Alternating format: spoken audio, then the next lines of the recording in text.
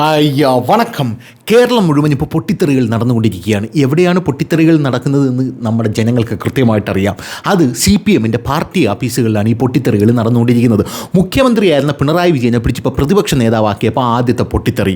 കഴിഞ്ഞ ദിവസം സത്യപ്രതിജ്ഞാ ചടങ്ങിൽ ഒരു കോൺഗ്രസ് പ്രവർത്തകൻ വന്നിട്ട് നമ്മുടെ മുൻ മുഖ്യമന്ത്രി പിണറായി വിജയൻ്റെ അടുത്ത് വന്ന് നിന്ന് സെൽഫി എടുത്തിട്ട് പോകുന്ന ഒരു കാഴ്ച കണ്ടപ്പോൾ അമ്മച്ചിയാണ് എൻ്റെ കണ്ണ് നിറഞ്ഞുപോയി. അധികാരം കിട്ടുമ്പോഴേ മുടയുള്ളൂ, അല്ലെങ്കിൽ പാവം മനുഷ്യനാണ് എന്ന് ആ സമയത്ത് എനിക്ക് തോന്നി. എന്തായിരുന്നാലും മുഖ്യമന്ത്രി പിണറായി വിജയനെ ആര് പ്രതിപക്ഷ നേതാവാക്കാൻ പറഞ്ഞു എന്ന് പറഞ്ഞാണ് വലിയ രീതിയിലുള്ള തർക്കങ്ങൾ പാർട്ടി ഓഫീസുകളിൽ നടന്നുകൊണ്ടിരിക്കുന്നത്. പോരാത്തതിന് ഗോവിന്ദൻ മാഷ് എന്ന് പറഞ്ഞൊരു മാഷുണ്ട്. ആ മാഷൊന്ന് മാധ്യമങ്ങളെ കണ്ട് വാ തുറന്ന 10 സഖാക്കൾ അപ്പോൾ കോൺഗ്രസിലോട്ട് ചാടിപ്പോകുമെന്നാണ് കൃത്യമായിട്ട് പാർട്ടിയിൽ വിലയിരുത്തലുണ്ടായിരിക്കുന്നത്. ഗോവിന്ദൻ മാസ്റ്റർ തന്നെ അത് തുറന്നു പറഞ്ഞു.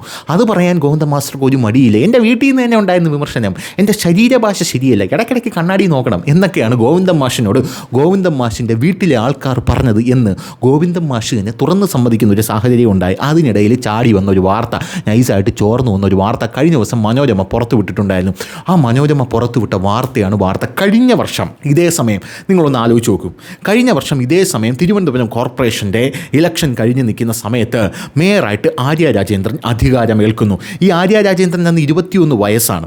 21 വയസ്സായിട്ടുള്ള ആര്യ രാജേന്ദ്രൻ അധികാരമേൽക്കുന്നത് തന്നെ വളരെ ആക്സിഡൻ്റലിയാണ്. കാരണം മേയറാക്കാൻ വച്ചിരുന്ന 3 സ്ഥാനാർത്ഥികൾ പൊട്ടിപ്പാളീസായി.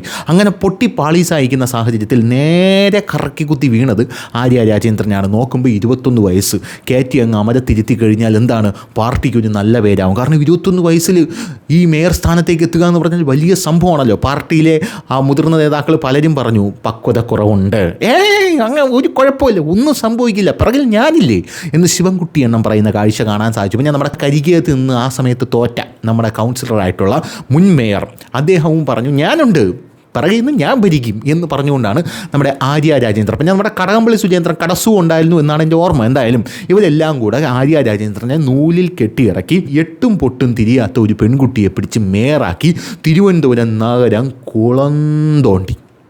അതിൻ്റെ ഫലമാണ് സത്യം പറഞ്ഞാൽ ഇത്തവണ BJP അധികാരത്തിൽ വരാൻ കാരണമെന്ന് പറയുന്നത്. കഴിഞ്ഞ ദിവസം ഒരു BJP നേതാവിനെ ഞാൻ കണ്ടപ്പോൾ അദ്ദേഹം പറഞ്ഞ ഒരു വലിയൊരു സ്റ്റേറ്റ്മെൻ്റ് ഉണ്ട്. അതായത് ഞങ്ങൾ BJP അധികാരത്തിൽ വന്നത് നമ്മുടെ സമൂലമായിട്ടുള്ള കഠിന പ്രയത്നത്തിൻ്റെ നിർഗ്ഗളമായിട്ടുള്ള ഫലം കൊണ്ടാണെന്ന് ധനുഷിന് അറിയാമോ എന്ന് എന്നോട് ചോദിച്ചു. ഞാൻ പറഞ്ഞു അതുകൊണ്ടൊന്നും അല്ല. ഈ ആര്യ രാജേന്ദ്രൻ്റെ ഭരണം കണ്ട ആരായിരുന്നാലും അത് ഹിന്ദു അല്ല, ക്രിസ്ത്യൻ അല്ല, മുസ്ലിം അല്ല, നിങ്ങൾക്ക് കുത്തിപ്പോകും. കാരണം നിങ്ങൾ മാത്രമേ ഉള്ളൂ ഇനി ഇതിൽ നിന്ന് കര കയറാനുള്ള ഒരു ഗതി എന്ന് പറയുന്നത്. അതാണ് അവിടെ സംഭവിച്ചത്. ഇനി നേരെ സംസ്ഥാനത്തോട്ട് പോയി കഴിഞ്ഞാൽ പിണറായി വിജയൻ്റെ ഭരണം കണ്ട് മുടിഞ്ഞ് പണ്ടാതെ ഉടങ്ങിയിരിക്കുന്ന വീർപ്പ് മുട്ടി നിൽക്കുന്ന ജനങ്ങൾക്ക് ഇങ്ങനെ എങ്ങനെയെങ്കിലും ഒന്ന് താഴെ ഇറക്കണമെങ്കിൽ BJPക്ക് വോട്ട് കുത്തിയിട്ട് കാര്യമില്ല. കാരണം BJP വരില്ല, UDFന് കുത്തി അവർ വരും, ഇങ്ങനെ ഇറങ്ങി പൊക്കോളും. അതാണ് ഇവരുടെ മനസ്സിലുണ്ടായിരുന്ന കാര്യം. അങ്ങനെയാണ് സത്യം പറഞ്ഞാൽ, അതായത് BJPയെ കയറ്റാനുള്ള പണിയെടുത്തത് മുഴുവൻ ആര്യ രാജേന്ദ്രനാണ്. ശിവൻകുട്ടി സഖാവിന് ഇന്നത് മനസ്സിലായിട്ടുണ്ട്. ആര്യ രാജേന്ദ്രനെ കാറിൽ പോലും കയറ്റാൻ കൊള്ളില്ല. എൻ്റെ പൊന്നോ, എൻ്റെ തൊലി ഉരിഞ്ഞു പോയി എന്നാണ് നമ്മുടെ ശിവൻകുട്ടി സഖാവ് പറയുന്നത്.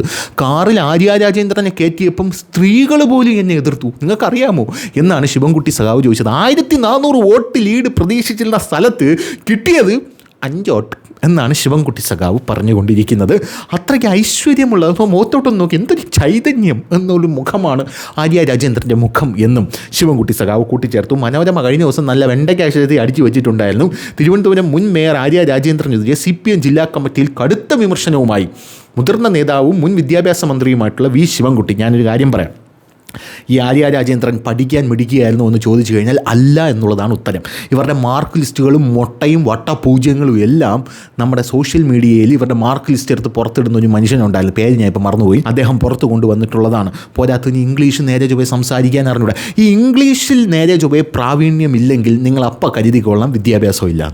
ഒന്നാമത്തെ കാര്യം, പഠിക്കാൻ മിടുക്കരല്ല എന്ന് മനസ്സിലാക്കിക്കൊള്ളാം. ഇനി പഠിക്കാൻ മിടുക്കരല്ലെങ്കിൽ എന്തുകൊണ്ട് നമ്മുടെ രാജ്യത്തിൽ ഭരിക്കാൻ കയറിക്കൂടാ എന്ന് പലർക്കും ചോദിക്കാം. ഭരിക്കുന്നതിൽ തെറ്റൊന്നുമില്ല. ഇതുപോലെ മുടിഞ്ഞ് കുട്ടിച്ചോറായി മുടിഞ്ഞ് മുണ്ടക്കോലെടുത്തിരിക്കും എന്ന് മാത്രമേ ഉള്ളൂ. അതാണ് കാര്യമെന്ന് പറയുന്നത്. നല്ല പഠനമുള്ള, ഇപ്പോൾ VD സതീശനെ കണ്ടല്ലോ, 2 MA ആണല്ലോ, 2 MA. അങ്ങനെ കാര്യങ്ങളൊക്കെ പഠിച്ച് പറയണം, കേൾക്കണം. ചുമ്മാ പറയില്ല, കാര്യങ്ങളൊക്കെ VD സതീശൻ പഠിച്ച് പറയുന്ന കേൾക്കണം. കഴിഞ്ഞ ദിവസം കുട്ടികളുടെ ഡയബറ്റിക്കുമായിട്ടുള്ള ബന്ധപ്പെട്ട ഒരു ചർച്ചയിൽ VD സതീശനോട് ആ ആവശ്യം ഉന്നയിക്കാൻ വന്ന ഒരു കുട്ടിയോട് VD സതീശൻ പറയുന്നത്, ഉമ്മൻചാണ്ടി സർക്കാരിൻ്റെ കാലത്ത് ഇതിനൊരു പദ്ധതി ഉണ്ടായിരുന്നു, മിഠായി എന്നായിരുന്നു ഈ പദ്ധതി എന്ന് പറയുന്നത്. ആ കാര്യങ്ങളെയൊക്കെ കുറിച്ച് അദ്ദേഹത്തിന് നല്ല അറിവുണ്ട്. കാരണം അദ്ദേഹത്തിന് കൃത്യമായിട്ട് അറിയാം, ഒരാൾ ഒരു പ്രശ്നം കൊണ്ടുവന്ന് തന്നു കഴിഞ്ഞാൽ ഇത് ഏത് വഴി കൊണ്ടുപോയി ആ പ്രശ്നത്തിനൊരു സൊല്യൂഷൻ കണ്ടുപിടിക്കണം എന്നുള്ളതാണ് ഒരു ഭരണാധികാരിക്ക് മിനിമം വേണ്ട ഒരു കാര്യം. അത് കോമൺ സെൻസ് വെച്ച് നടക്കില്ല, ഹാർഡ് വർക്ക് ഉണ്ടെങ്കിലേ നടക്കൂ. അത് എഴുത്തുമാനി അറിയണം. രണ്ടാമത്തെ കാര്യം, ഈ വായിക്കുന്ന സാധനങ്ങൾ മനസ്സിലാക്കാനും അത് ഗ്രസിക്കാനുമുള്ള ഒരു ഗ്രാസ്പിംഗ് പവർ വേണം. ഈ പവറൊക്കെ ഉണ്ടെങ്കിൽ മാത്രമേ നമുക്ക് ഈ ഭരണത്തിലൊക്കെ ശോഭിക്കാൻ പറ്റുകയുള്ളൂ.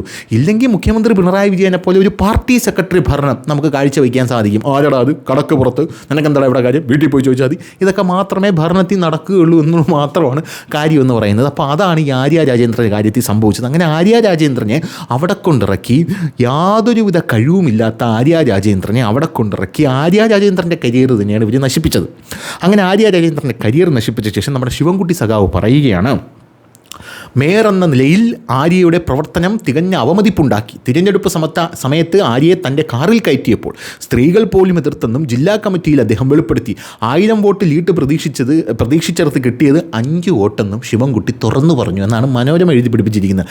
ആര്യ തിരഞ്ഞെടുപ്പ് പ്രചാരണത്തിന് ഇറങ്ങുന്നത് പോലും വോട്ട് കുറച്ചേക്കാമെന്ന് സാധാരണ പ്രവർത്തകർ ഭയപ്പെട്ടിരുന്നുവെന്നും നേമത്തെ തോൽവിയുടെ കാരണങ്ങൾ വിലയിരുത്തിയപ്പോൾ അദ്ദേഹം പറഞ്ഞു. തിരുവനന്തപുരത്തും കോർപ്പറേഷനിലെ തോൽവിക്ക് കാരണം ആര്യയാണെന്ന് നേരത്തെ നേതാക്കൾ വിമർശനം ഉന്നയിച്ചിരുന്നു.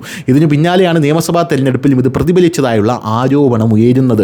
നേമത്ത് 39,147 വോട്ടുകൾ മാത്രമാണ് തിരഞ്ഞെടുപ്പിൽ ശിവൻകുട്ടിക്ക് നേടാനായത്. വോട്ടെണ്ണി തുടങ്ങിയപ്പോൾ മുതൽ BJP ആധിപത്യം നേടുകയും ഒടുവിൽ വിജയത്തിലെത്തുകയുമായിരുന്നു. തിരുവനന്തപുരം കോർപ്പറേഷനിലെ 23 വാർഡുകൾ ഉൾപ്പെട്ട മണ്ഡലത്തിൽ BJP വൻതോതിൽ വോട്ട് പിടിച്ചു.